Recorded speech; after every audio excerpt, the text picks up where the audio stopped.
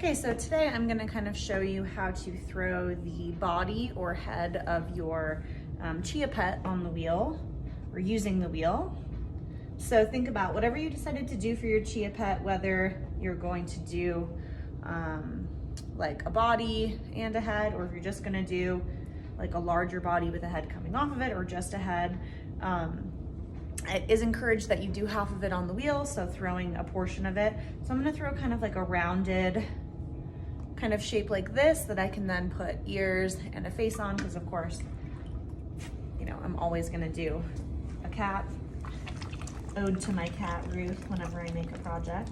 So thinking about coning, centering, as you're doing it, just remember why you're doing it, right? So you are centering and coning because you want the clay to be perfectly in the center, because if it isn't, then your whole project is going to be really annoying to throw. It's going to be off and you're just going to be battling with it the whole way. So think about a little battle at the front to center goes a long way. So I'm squeezing the clay into the center, and once it feels like it's rising up, then I kind of raise my hands, continue to squeeze until I have squeezed all the way through, and then I'm pressing the clay down and always thinking about, okay, I want the clay to just be in the center. So pressing that clay into center, and notice that I leave and touch the water every single time that I touch the clay, because this is what's gonna make the clay, starts out kind of tough, it's gonna make it so much softer the more that you hydrate. This is like the third demo in a row, so I'm starting to get kind of tired. So, and again, you'll be able to tell if something is centered. Sometimes if you go a little faster, it's actually a little bit easier because you have more momentum to work with. For some reason, my wheel is going kind of slow. So think about why you're doing it as you're doing it, and think about you need to be as stable as possible. The wheel is going around and around and around very quickly. You need to be that stable force that is then kind of showing the clay how and where you want it to react. This looks pretty good. Remember, always check it, eyeball it. Do you have a perfect circle? This also gives you can do a smaller one. Perfect place for you to open, right? You just follow your own guidelines. So I'm going directly into that circle that I created, directly out, again, 3/4 of the way through. Then I'm gonna start to open it up. I'm gonna go pretty wide for this, because again, I'm gonna do a head of, again, I'm assuming a cat. I haven't planned it yet, but it's usually what I do, right? So again, once you can fit more of your hand in there to open, it can be really helpful. Notice where my elbows are or on my legs. Notice that my hand is hooked onto my left hand, which is just there stabilizing the clay and keeping it centered. Because remember, you only want to touch the clay with one hand at one part. It is already moving around and around. Whatever I do to one part, it's doing to all of the parts because it's moving around. That's how we get things to be perfectly rounded, okay? So I'm kind of liking this shape. So now I'm just gonna kind of start pulling it up and making it a bit wider. So I'm kind of leaning onto my left hand with my right and kind of pressing the clay out and into it to give it kind of more of a bulbous shape, if you will. And again, really paying attention to thickness. We don't want this to be too thin because your Chia pet will need to hold water in it in order for the chia seeds experiment to work.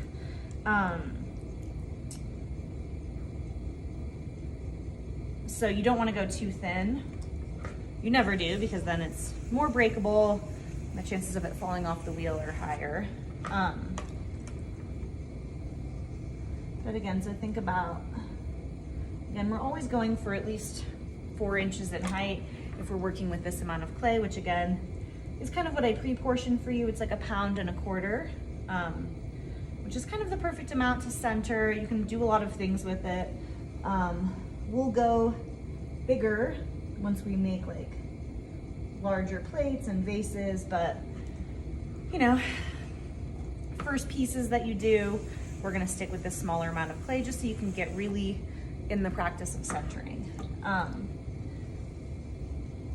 And again, you do want to have an opening for your Chia Pet because you're going to need to put water into it, but it doesn't need to be that wide. So I am going to try to kind of make this taller and close it in a bit. So I'm going to kind of pull some of the clay up, and then I'm just, again, kind of pressing it onto my hand here. I'm going to kind of squeeze in. You don't want to close it off too soon because then it's going to be tricky to get in there, right? So I'm going to pull a bit more clay from the side here just to kind of assist. Get my trusty sponge. And again, the trickier the shape, it's already getting a little bit wobbly. Just gonna make it a little skinnier at the base so that I have more clay to kind of pull inward. And if you notice that it is starting to get a little bit off, you can see mine is starting. Don't freak out. Just, again, go back to it with some steady hands and try to kind of right the ship. Remember, we are gonna alter this off the wheel, so it doesn't necessarily need to be the perfectly thrown form, but you don't want it to be too off because it will be annoying. So again, I'm just kind of closing it in and pressing it in using my palms here, which is a little tricky. Like, it does get a little, once it gets skinnier in there, it's hard to totally manage, but we're out here doing our best. It can be pretty fun too to try to make something that's fully sealed, which again we can try later on, but for now we want to have something that we can actually pour water into for a little Chia Pet experiment. I want it to be a little bit taller. Just gonna kind of squeeze up, squeezing it over. So she'll well off, right? A little bit janky, but if you can picture it, this is the head. I'll do the ears here, eyes. This will be kind of hidden. I can also do a couple of coils to seal that up if I wanted to. I'm gonna mess with it a little more and hopefully not ruin it.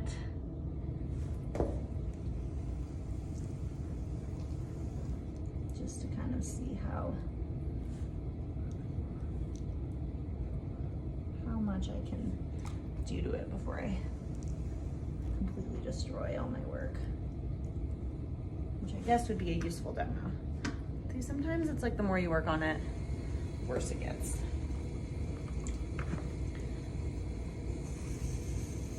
I'm gonna trim in a little foot in here because again, we do want this to eventually hold water. This can kind of serve as like the neck.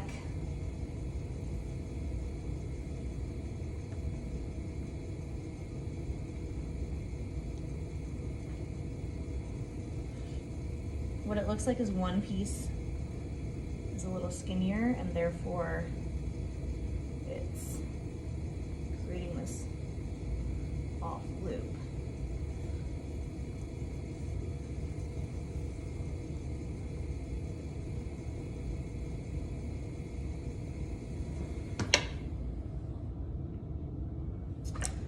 Okay.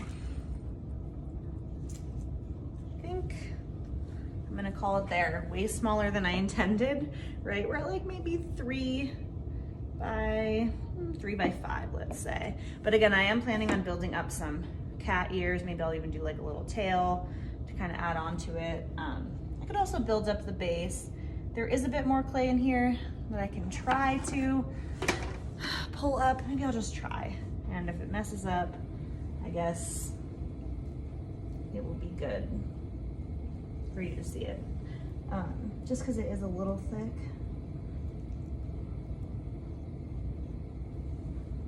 So I'm kind of re-widening it so that I can pull it a little bit taller. This is a risk, right? Anytime you have something that's been skinny and gets wide again, but if I'm not here to make the mistakes, then who is? I'm just gonna pull a little bit more up from my base because I did have plenty of clay down there.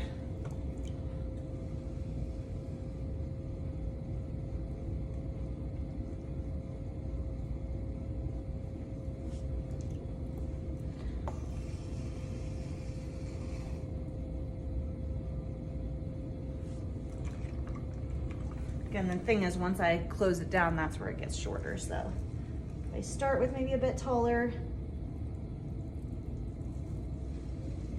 maybe I can get a bit of a bigger chia pet.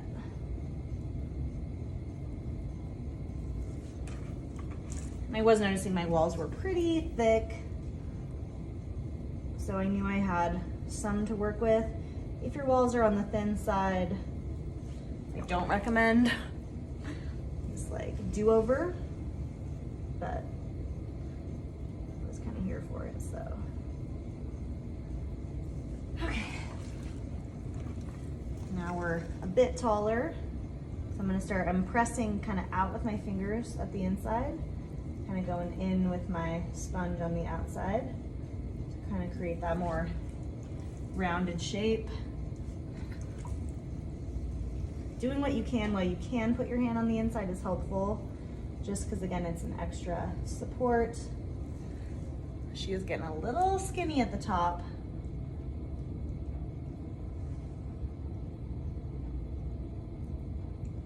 So I'm just trying to kind of close her off again at the larger size, without smushing the whole thing too much. And again, this can be kind of fun when it works out. It doesn't work out, you can say, well, it's Cooper's fault because she showed me this whack demo.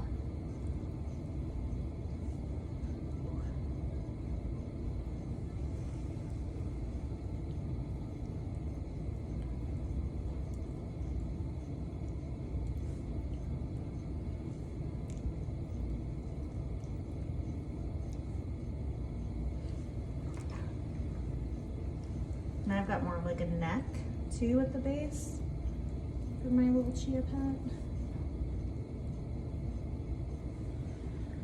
It's a little bit bigger than last time, but again, once we start rounding it, it really starts kind of crushing in.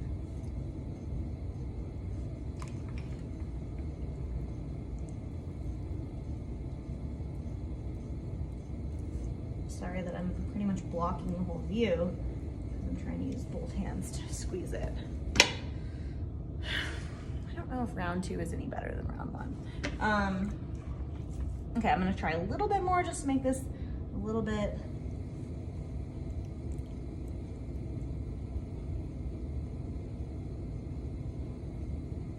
Try to close this a little bit more.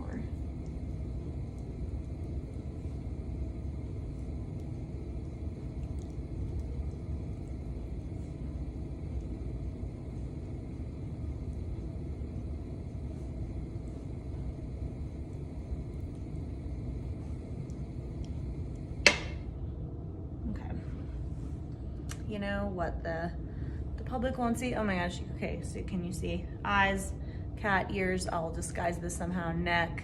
So let's see how tall we got on this one. Okay, 3.5, so I got myself a 1/2 inch with that. All right, so I'm gonna cut this off and then let it set up. So again, kind of looks like a little mushroom. Leave it without a bag, or a bag but no paper towels in between classes, so that you can start building onto it. Since it is so wet, I would say definitely just a bag, okay? So again, the idea is this is like a head shape, eyes, nose, mouth, okay? Ears, and then you'll pour your water in here, and then the chia seeds will grow all around the outside. Hopefully you have a fun experience doing it and you don't get something kind of weird like I did. But I will add more onto this in the second part of the demo and kind of show you how to build onto it, as well as how to texturize it so that the chia seeds actually grow onto your pot. All right, good luck.